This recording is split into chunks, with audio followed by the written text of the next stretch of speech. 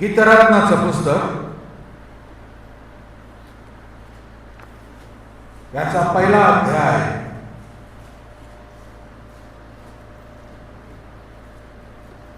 आणि त्याचं 6वं वचन. गीतरत्न उपदेशकचं पुस्तक संपल्याबरोबर गीतरत्नाचं पुस्तक आहे. पुष्कळदा आपण ह्याच्यातून कधी ऐकलं नाही म्हणून सापडणार नाही लवकर. त्याला इंग्रजीमध्ये सॉन्ग ऑफ सॉलोमन म्हणजे शल्मोनाचं देखील गीत आहे ते म्हटलेलं. त्याचा पहिला अध्याय त्याच्या 6वं वचन मी वाचतो. मी काळी सावळी आहे हे मनात आणू नका, कारण मी उन्हाने होरपळलेली आहे. माझे सहोदर बंधू मजवर संतप्त झाले, त्यांनी मला द्राक्षीच्या मळ्यांची राखण करण्यास ठेवले, पण माझ्या स्वतःच्या मळ्याची राखण मी केली नाही. त्याचा पहिला भाग फक्त आम्ही पाहणार आहोत. मी काळी सावळी आहे हे मनात आणू नका, कारण मी उन्हाने होरपळले आहे. आपण या वचनावरून काय अंदाज बांधले असेल. जगातला कोणताही चित्रकार एखाद्या तरुणीचे चित्र काढत असेल तर ती शक्यतो गोरी पानच काढतात.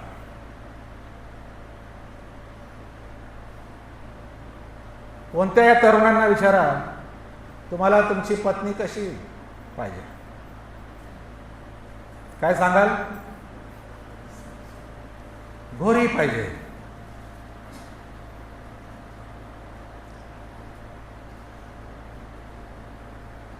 यावरून गोरेपण हा तिच्या सौंदर्याचा महत्वाचा घटक आहे.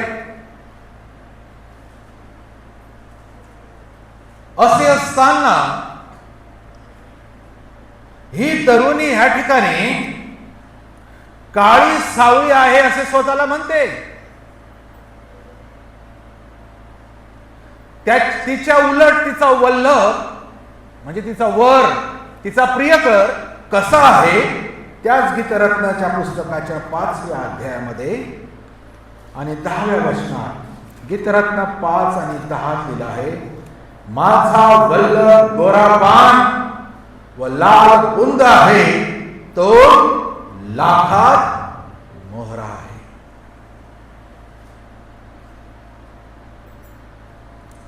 ही काळी सावळी आहे आणि तो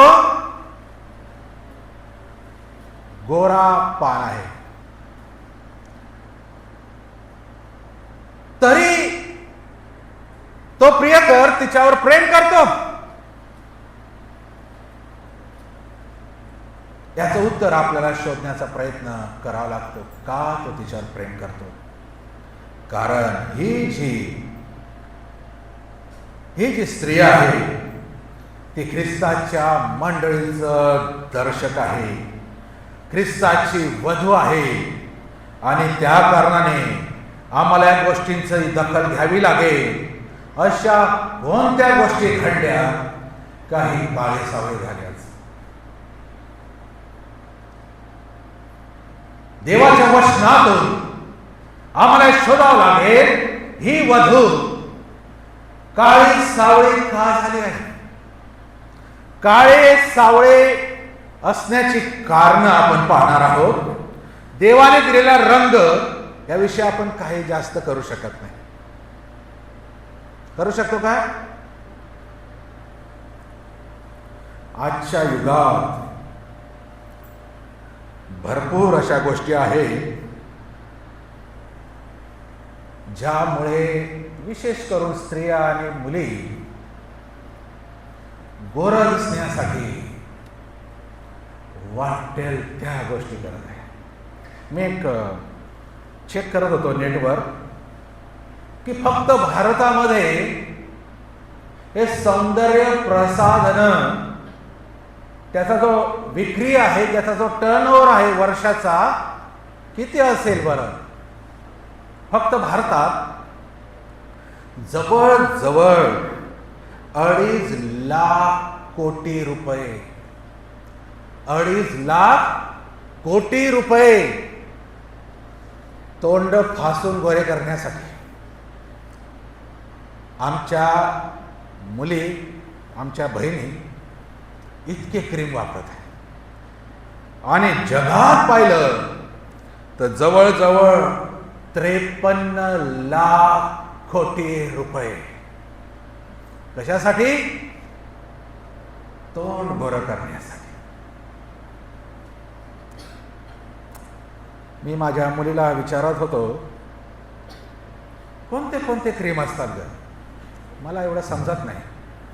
गोरं दिसण्यासाठी सकाळपासून रात्रीपर्यंत. आता आपल्या घरात बी मुली आहेत आणि बहिणी आहेत, आपल्याला माहिती आहे नाही का की काय काय असतं. आणि मी तिला सांगत होतो, आम्ही तुझ्या वयात होतो तेव्हा एक लायबॉय साबण डोक्यापासून पायापर्यंत,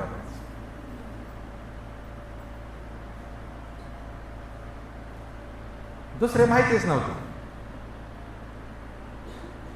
सकाळी लावण्याचे cream, face wash, cleanser, toner, moisturiser, sunscreen, BB cream, CC cream,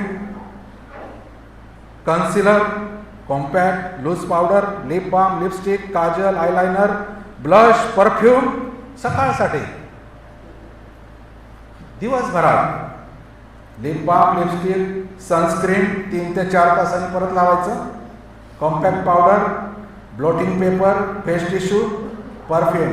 रात्री मेकअप रिमूव्हर, दिवसभर लावलेले लेप काढण्यासाठी, face wash, toner, serum, vitamin C, night cream, under eye cream, lip balm. खूप मोठी लिस्ट आहे. सुंदर दिसण्यासाठी सर्जरीज.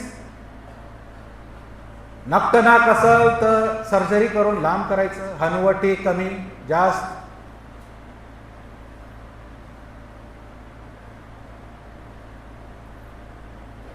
पूर्ण साऊथ कोरिया देशचा देश त्याच्यावर चाललेला आहे, ब्युटी प्रोडक्टवर, त्यांची इकॉनॉमी.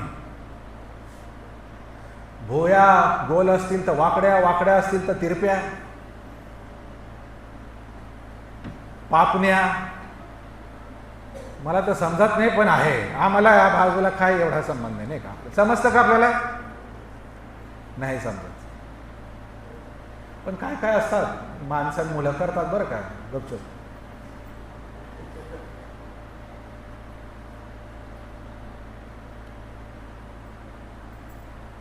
वाईट नाही, सर्वांनी सुंदर दिसावं, सर्वांना असं वाटतं, आणि त्याच्यात काय वाईट नाही.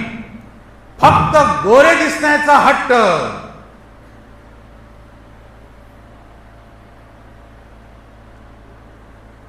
पुष्कळदा त्या लग्नाच्या स्टेजवर गोरी पान दिसणारी वधू 3-4 दिवसांनंतर लग्नाच्या पाहिलं की ओळखू येत नाही ही तीच होती का.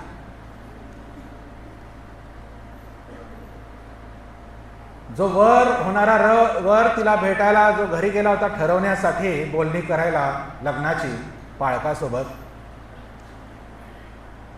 आज त्या लग्नाच्या स्टेजवर ना पाळक त्या वधूला ओळखत आहे ना वर ओळखत आहे. इतकी वालपुट्टी भरली, पांढरी फटाक. हो काय सीमा. मी एका लग्नात माझा अनुभव इतका वाईट आहे, मी कधीच विसरणार नाही. फार मोठं लग्न होतं, माझा नाईलाज होता. 3 तास त्या वधूची वाट पाहत, आणि 3 तास हो काय कुठे गेली तर म्हणे ब्युटी पार्लर मध्ये बसली. सकाळची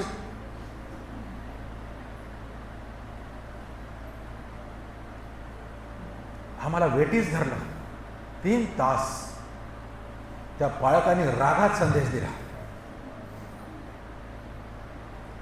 बरं ठीक आहे ना, त्याने ऑलरेडी तर लग्न होणारच, एवढं काय पांढरं व्हायचं.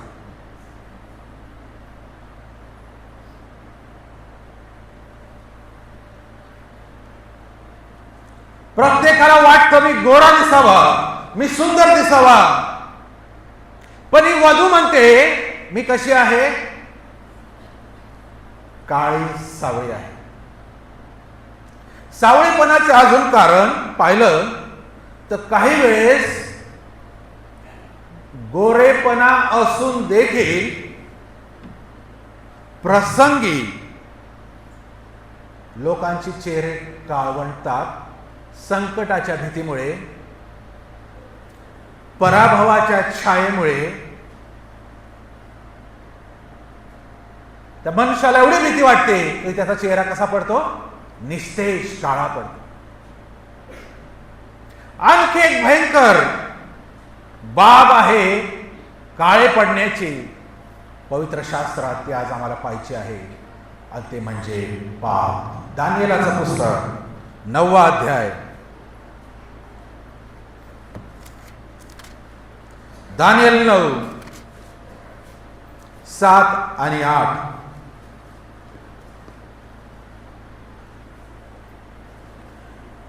हे प्रभू, न्यायत्व काय ते तुझ्याच ठाई आहे, परंतु आमच्या तोंडाला आजच्या प्रमाणे काळोखी लागले आहे. यहूदाचे लोक, यरूशलेम निवासी लोक आणि जवळवर दूर आलेले सर्व इस्रायल लोक यांनी तुझ विरुद्ध पाप केल्यामुळे तू त्यास निरनिराळ्या देशात हाकून लावले. त्या सगळ्यांच्या तोंडांना काळोखी लागली आहे. हे प्रभू, आमच्या तोंडास आमचे राजे, आमचे सरदार, आमचे वडील यांच्या तोंडास काळोखी लागले आहे, कारण आम्ही तुझ्या विरुद्ध पाप केले आहे. आमचे तोंड काय झाले आहे, आम्हाला म्हणावं लागेल आमची तोंड काळी आहे, कारण आम्ही पाप केलेला आहे, पाप करतो.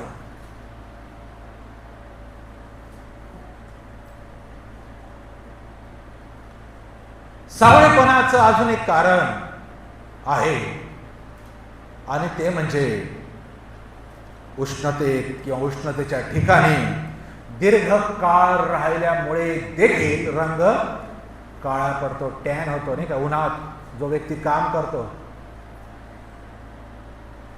तो अधिक डार्क होत जातो, कारण त्या उन्हाचा मार त्याच्यावर असतो. या ठिकाणी गीतरत्नामधली ही जी वधू आहे ती तिच्या स्वतःच्या काळे सावळेपणाची कारण काय देत आहे, आम्हाला पाहावं लागेल. अनुवादाचं पुस्तक याचा 4था अध्याय आणि त्याच्या 20व्या वचनामध्ये जर आम्ही पाहिलं, अनुवाद 4 आणि 20 मध्ये लिहिलं आहे, तुम्ही आज आहात याप्रमाणे परमेश्वराची खास प्रजा व्हावी म्हणून त्याने तुम्हास लोखंडी भट्टीतून म्हणजे मिस्र देशातून बाहेर काढले आहे.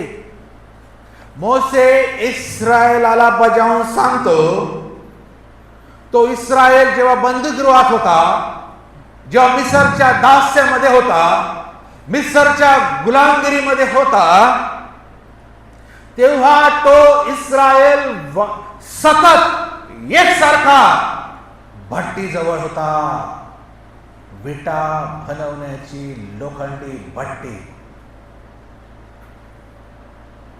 त्याप्रमाणे ही जी वधू आहे गीतरत्नामधील, ही सतत उन्हामध्ये होरपळत आहे. तिच्या सहोदर बंधूंनी तिला कामाला लावलेला आहे. त्या द्राक्षमळ्याचं राखण तिला करायला लावले, उन्हातान्हात तिला राखण करायला लावलेलं आहे, आणि तिच्या प्रियकराच्या शोधामध्ये ती भटकत आहे, वनवन भटकत आहे, आणि त्या उन्हाचा मार लागून लागून उन्हामध्ये होरपळून ती आता काळी सावळी दिसत आहे. पण तिची खात्री आहे तिचा वल्लभ, तिचा प्रियकर तिच्यावर प्रेम करतो, हा विश्वास तिचा आहे. तिचा वल्लभ आणि तिचा प्रियकर कोण आहे? जो लाखात एक आहे. त्याचं तेज, त्याचं सौंदर्य, तिचे जे काळवंटले पडलेले जे चेहरा आहे, तो परत त्याच्या वधूला त्याच्या सावलीत तो आणत आहे. एहेजकेलाचं पुस्तक याचा 16वा अध्याय 14वे वचन. एहेजकेल 14 आणि 16 मध्ये लिहिलं आहे,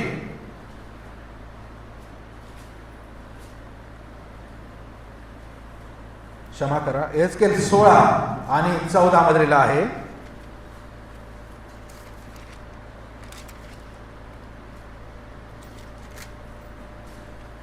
तुझ्या सौंदर्यामुळे तुझी कीर्ती राष्ट्रात पसरली, कारण मी तुला दिलेल्या तेजाने तुझे सौंदर्य अप्रतिम झाले, असे प्रभू परमेश्वर म्हणतो. त्या वल्लभाने, त्या प्रियकराने, त्याच्या तेजाने, त्याच्या सुंदरतेने, त्याच्या सौंदर्याने तिला देखील अप्रतिम त्याने बनवलेला आहे. खुद्द परमेश्वराने दिलेल्या तेजाने त्याचे सौंदर्य खुललेले आहे. ही वधू देखील याच अनुभवातून गेली. ती म्हणते, त्याच्या छायेत बसून मला आनंद झाला. गीतरत्न 2 आणि 3 मध्ये ती म्हणते, वनवृक्षामध्ये जसे सफरचंदाचे झाड, तसा तरुणामध्ये माझा वल्लभ, त्याच्या छायेत बसून मला आनंद झाला, त्याचे फळ मला स्वादिष्ट लागले. ती वधू म्हणते, त्याच्या छायेत बसावं लागेल, त्याच्या वधस्तंभाच्या आड यावं लागेल, जर तिचं सौंदर्य परत तिला प्राप्त व्हावं असं तिला वाटत असेल, तिचा काळा सावळा रंग परत उजळावं असं तिला वाटत असेल, तिचं गोरपण तिला परत प्राप्त व्हावं असं तिला जर वाटत असेल, तर तिला त्याच्या छायेत यावं लागेल.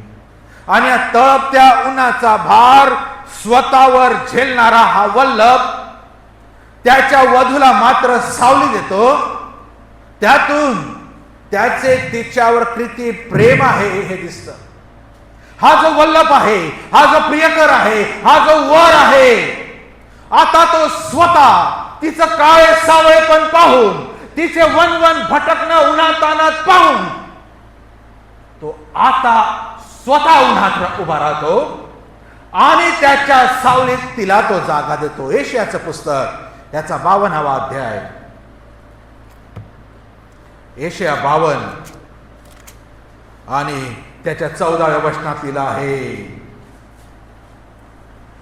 ज्याप्रमाणे तुला पाहून पाहून लोक चकित झाले, त्याचा चेहरा मनुष्यांच्या सारखा नव्हता, त्याचे स्वरूप मनुष्य जातीच्या सारखे नव्हते, इतका तो विरूप होता. कोण आहे हा?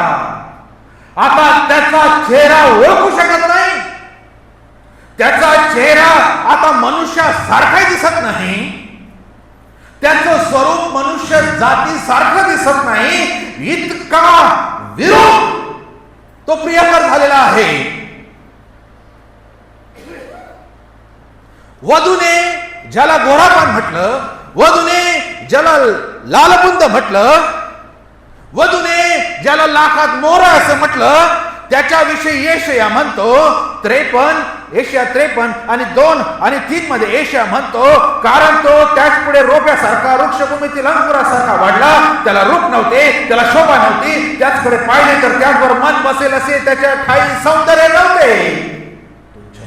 मनुष्याने टाकलेला, क्लेशाने व्यापलेला, तो व्याधींशी परिचित असलेला असा तो पुरुष पाहून लोक तोंड फिरवीत व त्याला तुच्छ लेखीत आणि त्याला आम्ही मानिले नाही. त्या वधूला सौंदर्य प्राप्त करून देण्यासाठी, तिचं काळे सावळेपण दूर करण्यासाठी तिला त्याने त्याच्या सावलीत आणलं आणि सर्व उन्हाचा भार, पापाचा भार, असं लिहिलं आहे, त्याला रूप नव्हते. इतका विरोध झाला, त्याला शोभा नव्हती. त्याचकडे पाहिले तर त्याचवर मन बसेल असे त्याच्या ठाई सौंदर्य नव्हते. कोणासाठी, कशासाठी? तुमचा माझा प्रभू येशू ख्रिस्त, आम्ही मंडळी रूपी वधू, आमच्यासाठी एवढा विरोध, शोभा नसलेला, वधस्तंभावर उन्हाचा मार, देवपित्याचा क्रोधाचा मार आमच्यासाठी झेलत असलेला, का आम्ही सावलीत यावं, का आम्हाला परत सौंदर्य प्राप्त व्हावे. ज्या पापामुळे, ज्या दुष्टतेमुळे आमची तोंड खाली झाली, त्या वधूचं तोंड खारं झालं, तिला परत रूप प्राप्त करून देण्यासाठी, तिला परत सौंदर्य प्राप्त करून देण्यासाठी आमचा प्रियकर, आमचा वर आज उन्हामध्ये, तळत्या उन्हामध्ये वरून देवाच्या क्रोधाचा भार झेलत आहे.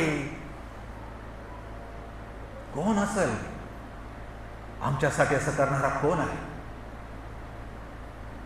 कशासाठी? त्याची लज्जा बाहेर काढ. एक कपडा त्याच्या अंगावर नव्हता, एक कपडा.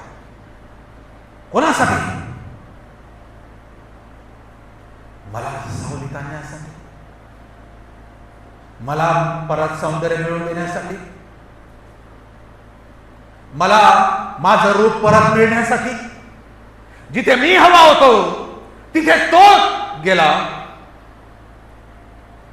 त्याने माझ्या बदले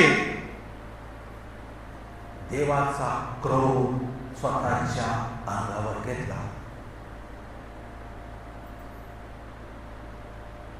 मी सुंदर दिसावा म्हणून तो विरोध झाला.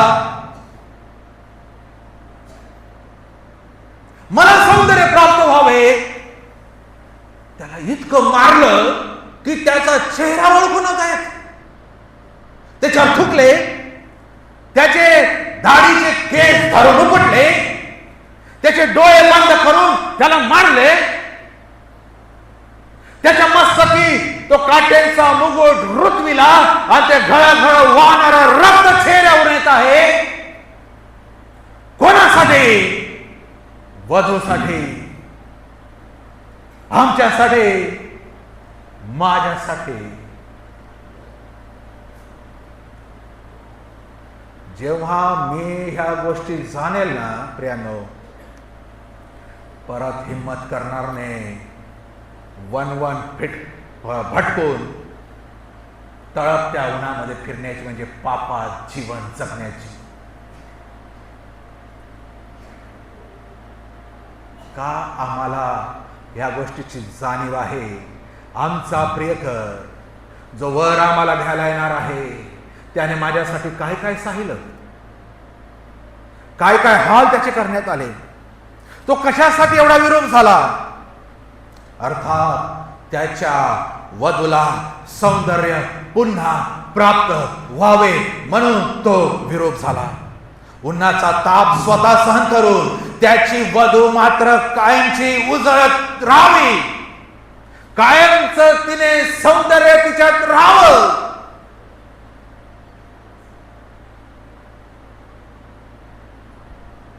तो मेला कशासाठी? पाऊल म्हणतो इफिस्कराचं पत्र 5वा अध्याय, पाऊल म्हणतो इफिस 5 आणि 25 ते 27 मध्ये तो म्हणतो, पतींनो, जशी ख्रिस्ताने मंडळीवर प्रीती केली तशी तुम्ही आपापल्या पत्नीवर प्रीती करा.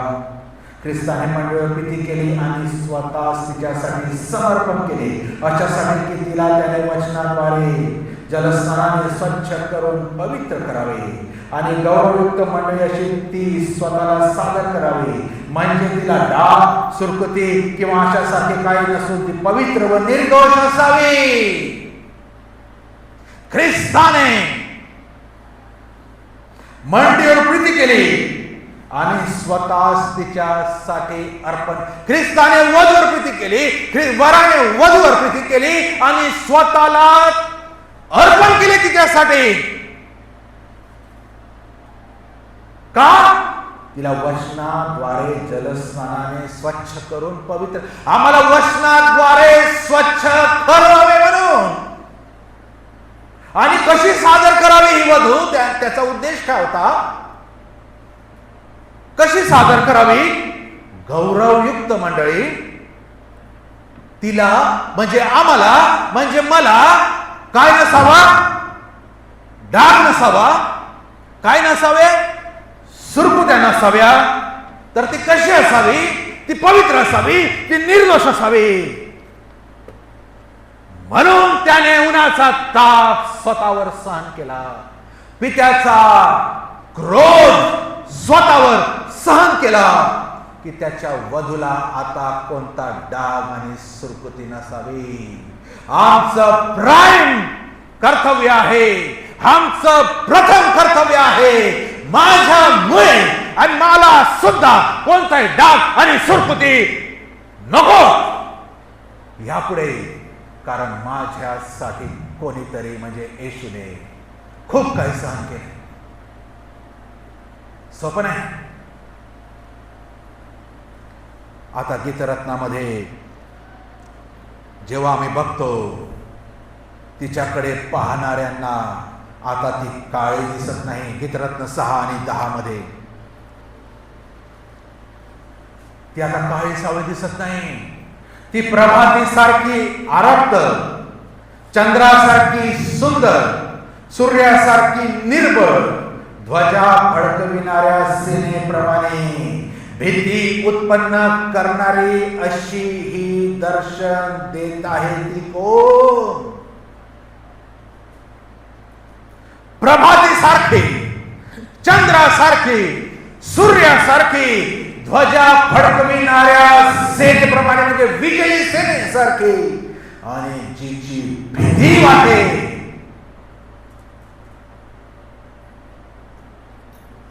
ही कोण? ही तीच वधू आहे जी काळी सावळी आहे. ही तीच वधू आहे जी वनवन भटकत आहे. ही तीच वधू आहे जी उन्हातान्हात तळपत्या उन्हामध्ये फिरत आहे. आज ती कशी दिसत आहे? तिला पाहून भीती वाटत आहे, कारण ती पवित्र आहे. पवित्र लोकांची जगाला आणि सैतानाला भीती आहे, कारण ते तडजोड करत नाही. ते तडजोड करत नाही, करू शकत नाही, आणि म्हणून त्यांची भीती इतरांना पडते. आम्ही मंडळी रूपी सेलिंगपूर मंडळी ही आम्ही वधू आज आम्ही पाहत आहोत. का? आम्हाला पाहिल्या लोकांना धडकी भरते, की म्हणतात हे तर आमचेच आहे, हे तर आमच्यापेक्षा जास्त पाप करणारे, असं काय म्हणत. का आम्हाला पाहिल्यावर धडकी भरते? ती अशी दिसते, विजयाचा ध्वज फडकवणाऱ्या सेनेप्रमाणे. जिथे जाईल तिथे ध्वजा फडकवेल, जिथे जाईल तिथे विजय निर्माण होईल, विजय प्राप्त करून घे. ही वधू अशी आहे. जेव्हा त्या वधूला समजेल तिच्या वराने तिच्यासाठी काय काय केलं, आम्हाला किंमत नाही त्या वराची. आज आम्ही साक्षीदार आहोत परत या मेजावर, ज्या वराने त्याचं शरीर वधूसाठी मोडलं, ज्या शरीरावर असंख्य फटके त्यांनी सहन केले. पाठ शेत नांगरावं तशी त्याची पाठ नांगरली गेली. तो इतका विरूप आणि कुरूप झाला, त्याला लोक ओळखू शकत नव्हते. त्याला पाहणाऱ्यांनी आपली तोंड फिरवली. त्याने ते शरीर त्या वधूसाठी मोडलं, त्या प्याल्यासाठी, त्या रक्तासाठी. याची आम्ही आज साक्षीदार आहोत प्यानो. आम्हासाठी त्याने केलं. आता आमचा पार्ट आहे, आम्ही त्याच्यासाठी काय करत आहोत. पूर्वी काळी सावळी म्हणवली जाणारी वधू आता सर्वांग सुंदर व अव्यंग आहे. गीतरत्न 4 आणि 7 मधलीला आहे. माझ्या प्रिये, तू सर्वांग सुंदर आहेस, तुझ्यात काही व्यंग नाही. काय स्टेटमेंट आहे! तुझ्यात काही व्यंग नाही. 2 आणि 2 मध्ये लिहिलं आहे, काटेरी झुडपांमध्ये जसे भुईकमळ तशी इतर युवतींमध्ये माझी सखी आहे.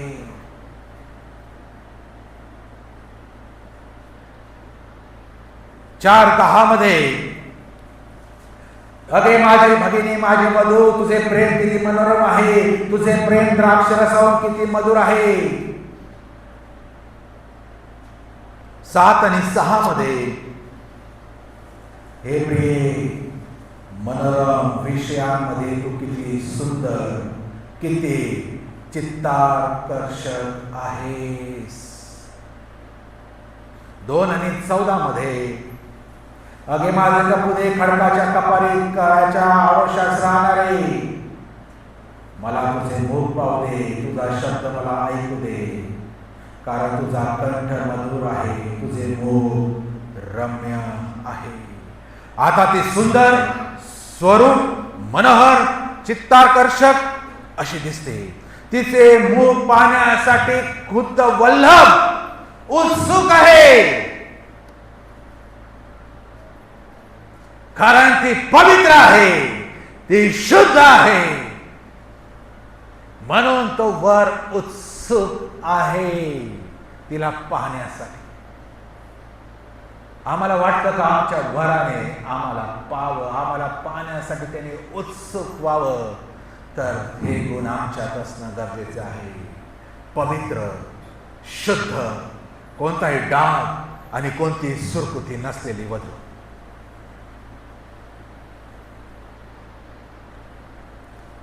यशाया 32:1 आणि 2. यशाया 32:1 आणि 2 मध्ये लिहिलं आहे,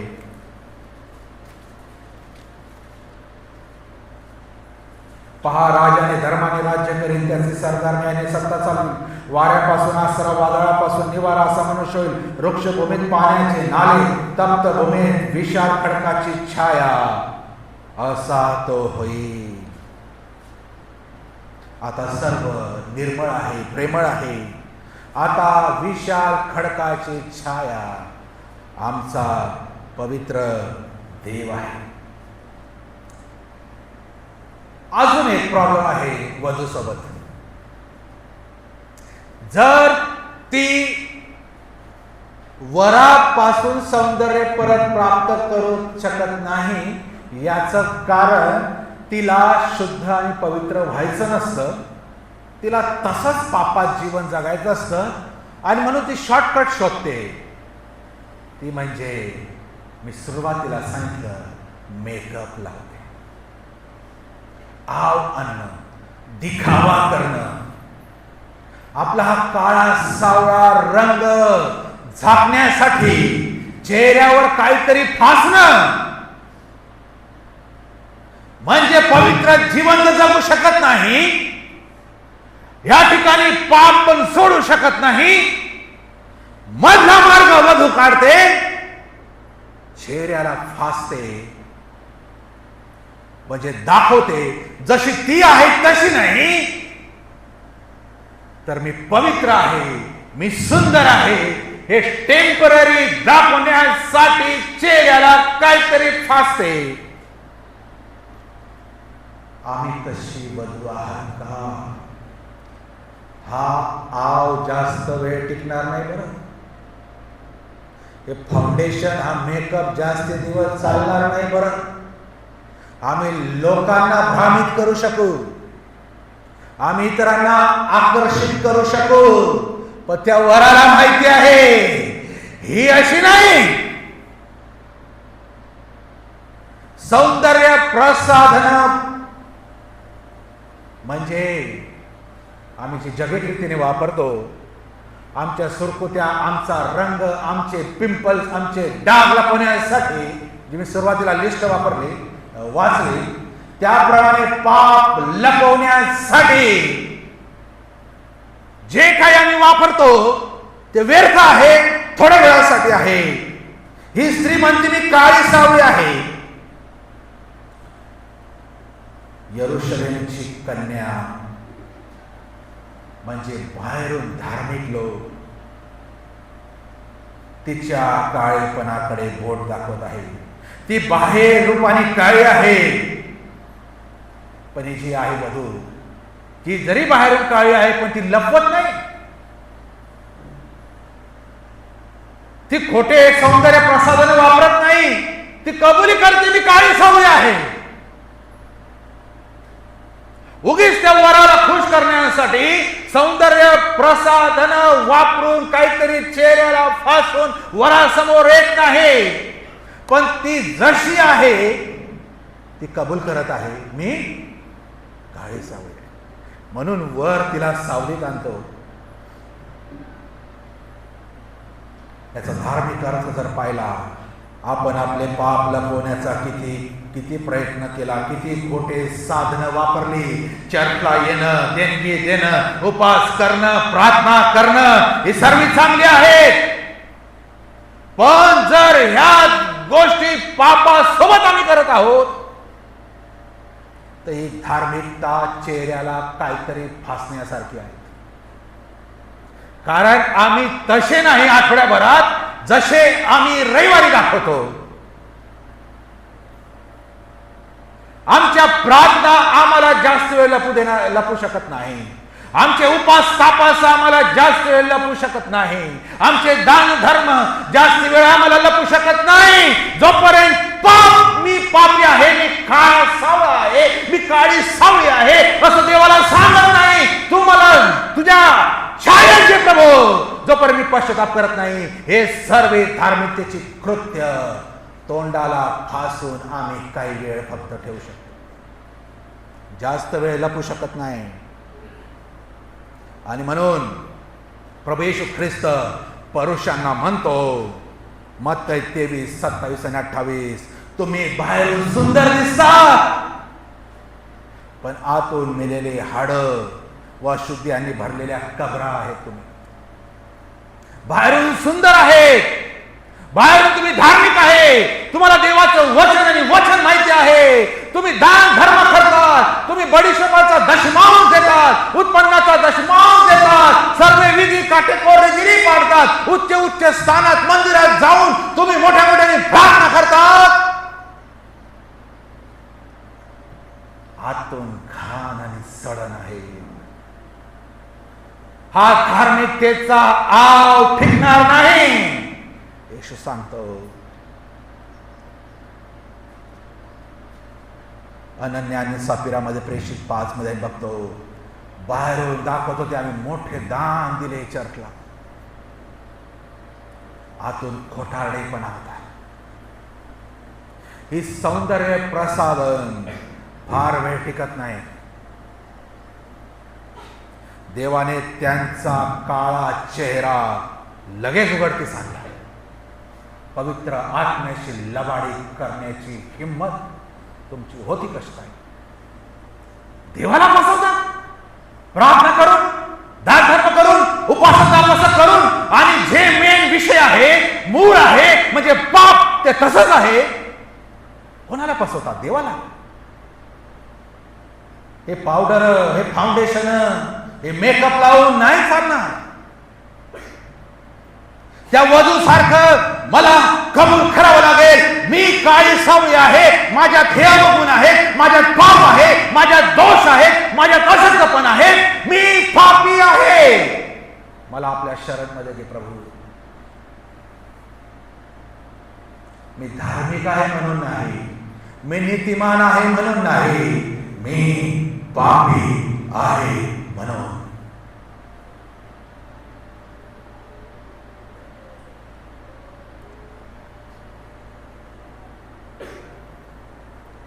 गणना 32 आणि 23 मध्ये लिहिलं आहे, तुमचे पाप तुम्हाला गाठे.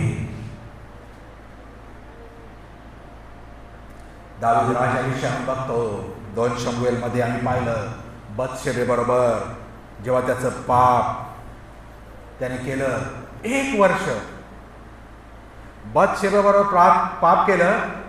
त्याच्यानंतर जर नाथान आला, या दरम्यान 1 वर्षामध्ये तो असा दाखवत होता की काही झालं नाही. राजाचा मुकुट आहे त्याच्या मस्तकी, क्राउन. बघा पाप झाल्यावर स्तोत्र अजून लिहित आहे, यज्ञ करत आहे, मेकअप लावतो. किती वेळ? 1 वर्ष वाट पाहिली देवाने. पश्चाताप करत नाही. शेवटी त्याचं तोंड धुण्यासाठी देवाला हस्तक्षेप करावा लागला आणि नाथानाला पाठवावं लागलं. आणि त्यांनी गोष्ट सांगितली त्या मेंढराची. दावीद डायरेक्ट म्हणतो, परमेश्वराने तुझ्या विरुद्ध पाप केला. तो सांगत नाही हा ती कशाला संध्याकाळी आली आंघोळीला, माझा काय दोष. तो डायरेक्ट म्हणतो मी पाप केला आहे. तिथेच विषय संपवून देतो. आमच्यात हाच प्रॉब्लेम आहे. आम्ही पाप उघडकीस येऊ नये म्हणून, काळेपणा उघडकीस येऊ नये म्हणून, डाग उघडकीस येऊ नये म्हणून, सुरकुत्या लोकांना दिसू नये म्हणून लेपावर लेप लावत बसले.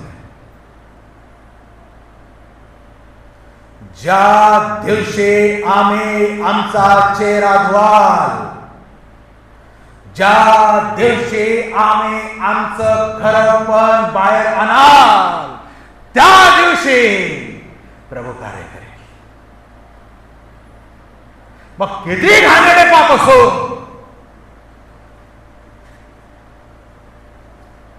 येशू क्षमा करेल. पण जर लपवत राहिलो तर उशीर होईल. बघा, जेव्हा देव पाप उघडकीस आणतो, आमची बेअब्रू होण्यासाठी नव्हे, आमचं नुकसान व्हावं म्हणून नव्हे.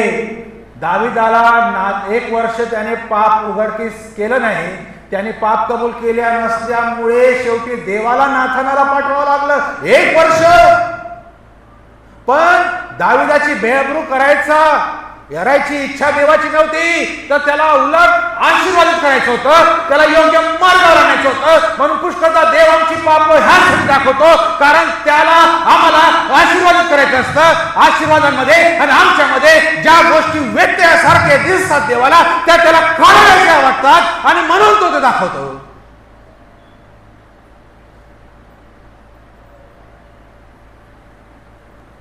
आमचे पाप आज लपलेले असू शकते, पण एक दिवस येईल देव नाथानाप्रमाणे आमच्या समोर उभा राहील आणि मग तेव्हा आमचा काळा चेहरा सर्व जगाला दिसेल.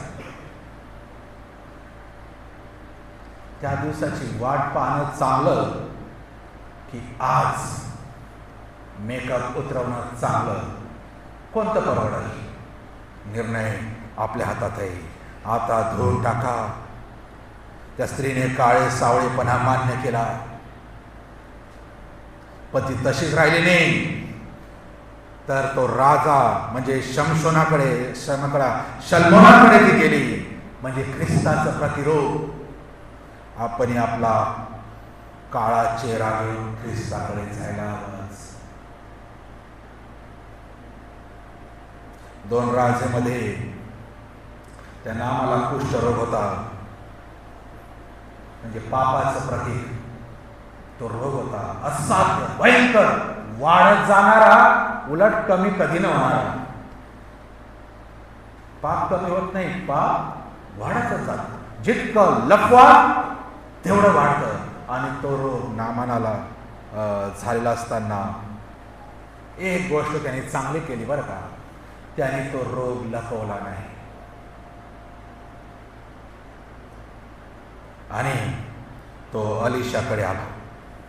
आणि अलिशाने त्याला 7 वेळा डुबकी मारायला लावली. ती स्टोरी आपण पाहत नाही, पण 7 वेळा डुबकी मारतात त्याचं शरीर असं दिलं आहे लहान लेकराच्या शरीरासारखं झालं. केव्हा? जेव्हा त्याने लपवलं नाही. अख्ख्या सैन्यांना त्याने ते सांगितलं, राजाला त्यांनी सांगितलं, घरात त्याने सांगितलं, इथे येऊन पण डायरेक्ट एलिशाला सांगत आहे. एका एवढ्या मोठ्या सेनापतीसाठी आपले कपडे काढून दाखवणं साधी गोष्ट नव्हती.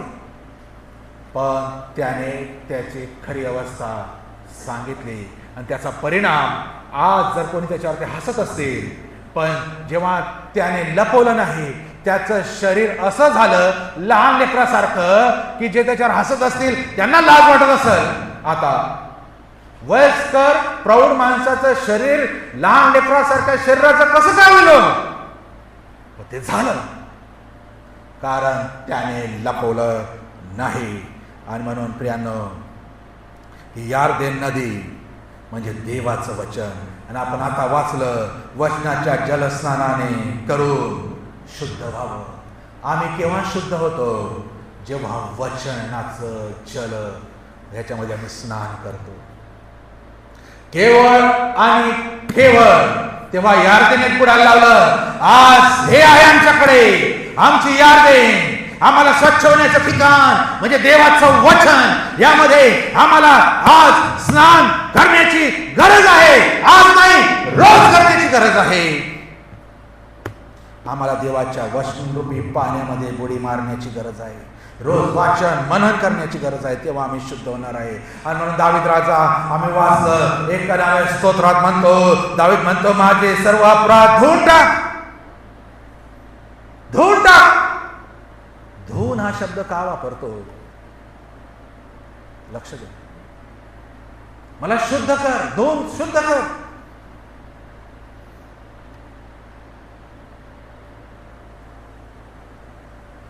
आदाम हवेने आपली नग्नता झाकण्यासाठी अंजिराची पानं शिवली, परंतु उन्हाच्या तापाने थोड्याच वेळात ती किती वेळ लपवणार आमची नग्नता, आमचं पाप. एक दिवस ठरलेला आहे. आम्ही जे स्वतःच्या प्रयत्नाने अंजिराची पानं तोडून शिवून शिवून जी घातलेली आहे,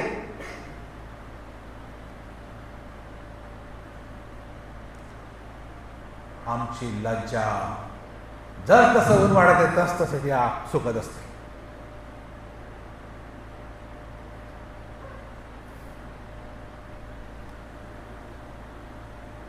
पापाच्या काळोखात गुरफटल्याने आपण काळवंट झाला आहात का? पापाचा असह्य ताप आम्हाला होरपळून टाकत आहेत का? शेवटी आमची तोंड काळवंटली जावी कितपत योग्य आहे? खरी शुभ्रता मिळवण्यासाठी आम्हाला देव आव्हान देत आहे. स्तोत्र 121 प्रमाणे येशूला शरण येऊ, त्याच्या रक्तात शुद्ध होऊ, हा सर्व खोटेपणा आव्हान सोडून देऊ. स्तोत्र 17 प्रमाणे तो आमचा रक्षक होईल.